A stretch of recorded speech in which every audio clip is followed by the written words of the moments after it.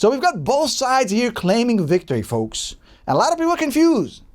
Iranians are claiming victory. The Israelis are claiming victory. Who won? Tell us objectively, without any bias. Obviously, I'm not affiliated with anybody here. Not these guys, certainly not these guys. Not getting paid by anybody. Just my own analysis and my own opinion. So I'm going to break it down to you. And the first question we're going to answer is, number one, why each side claims victory? The second question is, why it's not about propaganda? Because a lot of you may think that it's just propaganda. Each side is just playing propaganda, but it's not the whole story. In fact, that's not the main thing. What I want you to understand is this goals. This is what drives this. Each side has different definitions of what a win looks like. And this is the core under which both sides feel like they won this war. Obviously, there is some propaganda, but there is more. And that more is the difference of goals between the Iranian regime and the Israelis.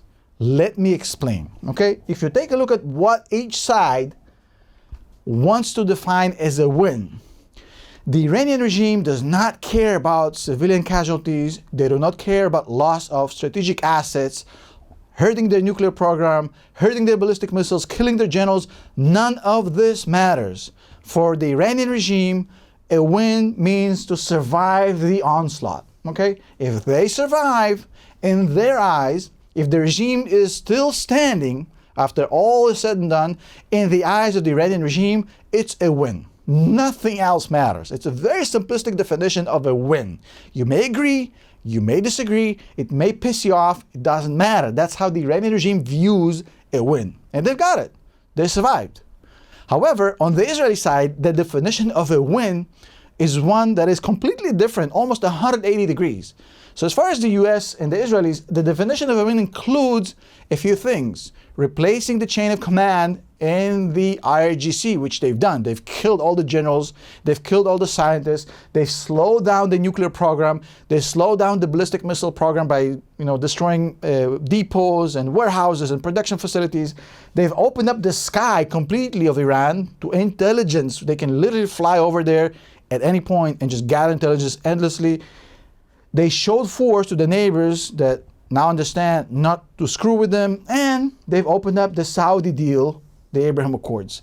All of these goals were achieved by the Israelis, and the cost on their part was minimal because strategic facilities were not actually hit that much by Iran. So even though it sucks that 30 people died, nothing strategically slowed down the Israelis from their goals, while Iran got hit hard, but it survived. So that's why both sides feel like they won this, because they were looking for different things. Now, look, a lot of people love me when I say things they agree with. A lot of people hate me when I say things they disagree with. I couldn't care less. I'm not here to serve any narrative. I'm not here to serve your bias. I'm here to serve the truth. Sometimes I'll say things to piss you off, and if you want to leave, that's fine. I don't care. I'm here to say what I want. This channel is for my enjoyment. If you disagree, that is fine. No problem. Plenty other channels where you can just do a circle jerk and kind of listen to what you want to hear and just have this cozy, nice feeling. But I don't do that. Now, basically, as far as Iran, a lot of fake news out there. Some of them are comical. A third of Tel Aviv has been destroyed, which is absolute horseshit. Haifa is gone, horseshit. Trillions of dollars of damage, that's horseshit. Life got absolutely disrupted. No, life was normal for the Israelis. Just had to run for the shelter twice a day. Basically, school's out anyways because of summer holidays, etc., etc. So no, all of this is bullshit. I also heard a lot of stuff. They've downed a few jets. All lies. They actually downed one drone. That's confirmed. They haven't hit any military or air force bases, Israeli military installations. They haven't caused any critical power water outages at all. They've hit one power station which powers a refinery in Haifa and disrupted it for a few days. But that was the full extent of that. They've destroyed one hospital, and they've damaged one refinery, and they've destroyed one cancer research center. That's the extent of the Iranian strategic success, okay? So the Iranians were not hoping to get strategic success here because their only goal here is to survive. They would love to hurt the Israelis. They would love to kill as many Israelis as they can. They are the scum of the earth.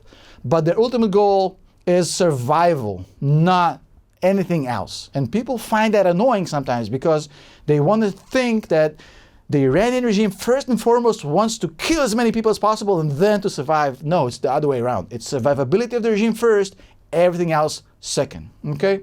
Now that we've gone through the fake news, no, Iran got none of this, but it doesn't matter because they don't care about none of this. They just want to survive. Okay? Now let's go to the next stage. If you look at the real goals, right, of the Iranian regime, as I said before, it is this: survive. Okay? Their second goal, after they survived, would be to try and continue to export the Shia revolution to other countries. Now, that is where I think they're bullshitting. Because at this point, this is dead. The Israelis and the US killed this. It's gone. They had exports going on, with which they've invested gazillions of dollars. In Lebanon, that's gone. In Syria, that's gone. In Yemen, that's pretty much gone. In Jordan, they tried it, it failed. So all the exporting of revolution by the Iranian regime is now effectively dead after this operation. All of this is gone. So exporting the revolution, which is a huge part of the Iranian regime's goal after survivability, right? That has been eliminated by the Israelis because of this war, and that's a massive loss. So on this part, I'm calling bullshit. They definitely survived, but they lost a critical element of what the regime is all about. They've also was hoping to lift sanctions so they can actually enjoy oil money and lift their economy. So far, it's not happening, and not sure it's ever in the cards for them. And they wanted to weaken the Israelis and to have less US involvement in the Middle East in order for them to be stronger and actually kind of push the US away. I've explained this. The only threat on the Iranian regime is the United States. So if you push away the US and you weaken the Israelis, you get that. None of this was achieved. In fact, they failed miserably because of what I'm about to show you. So while the Israelis right now will get US help as far as budgeting and military support, they're already a top 20 GDP per capita economy in the world. And now they're going to do a deal with the Saudis for the new economic corridor, which is going to bring gazillions of dollars into the Israeli economy. The Israelis come out of this and they are basically richer than ever. They have to rebuild, that's fine, but the economy is going to be doing better than ever. And if you look at the Israeli stock exchange, it is at all-time highs for a reason, because all of this is priced in. If you look at the Iranian side, who's going to build? Who's going to build for the rebuilding of their ballistic missile program? I don't know. The proxies that they've spent so much money on are gone. The ballistic missiles they spent so much money on have been proven useless strategically, right? They've caused a lot of pain, but nothing strategic.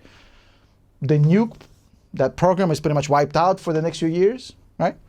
And then you have the sanctions, which are still on. So as far as Iran, we're looking at this and saying, okay, what have you gained here? So you survived the onslaught, sure, but economically speaking, you're in the worst position. Geopolitically, you're in the worst position. Your strategic missiles have been pretty much been proven useless as actually to cause strategic damage. Nuclear program is gone and gone for a while. And Trump is saying, look, if you try to restart it, we're going to bomb you again. And sanctions not seem to be going anywhere, right? So in the total kind of balance here, obviously, economically speaking, it's a knockout for the Israelis and a complete knockout of the Iranian regime, okay? And even if you look at the geopolitical stage for the next 2 years, how this thing is going to look like, the Israelis are going to sign a deal with the Saudis. They already have a deal with the UAE. Syria and Lebanon will join the Abraham Accords, undoubtedly. So the Israelis will be less and less isolated in the region over the next 2 years, while Iran is going to be more and more isolated. Russia just gave them the cold shoulder. China is basically very transactional with these guys. We'll give you, if you give us oil, we'll give you stuff, maybe. So in the next 2 years, Iran is going to be more isolated than ever. It's going to be sanctioned. And I think it's fair to say, whether you look at it economically, geopolitically, or strategically, that the objective winners are the United States and Israel, right? But if you look at it from, did the regime survive or not, if that's your only binary test, that their survival for them is a win, That's how they look at it, and that's why they're not just propaganding, they actually believe in this shit, right? Doesn't matter. At the end of the day, doesn't matter. The Middle East has changed forever. Iran, as the big boogeyman of the Gulf, is basically reduced to a paper tiger size. The US showed they're not afraid to deploy strength and power and military support in the region, which Biden didn't do. They've reestablished the backing of the Israelis, which Biden didn't do. They've reestablished the connection to the Saudis, which Biden almost destroyed, and so forth and so forth and so forth. Everything the Iranians wanted to do, stop the Abraham Accords through October 7th, failed. So looking at it from an objective standpoint, there is no wins here for the Iranian regime except survivability, and even that is just a question of time. I think in the next 5 to 10 years, this regime is about to collapse. They've started the process. I don't know if you could have watched my last video, but I said the reason they've killed all of these senior generals because they've essentially eliminated the generation that came from the revolution, from 1979 and so forth. The new generation is going to be weaker, it's going to be more pragmatic, it's going to be open to meddling from US forces and Western forces. So the new Iran is going to be around 5-10 years. Is going to be a lot more susceptible to either doing business with the US or a regime change. In any case, give it a little bit more time. I think we have started the countdown for the end of the Iranian regime in this configuration one way or the other. Now, again, if you want to support the channel, patreon.com/Tom Nash Report. Would love to see you there. I'm not doing this for financial gain, but if you want to support what we do here and enjoy some exclusive content, would love to see you there. Thank you so much. If this pissed you off, good. I'll see you next one. Peace.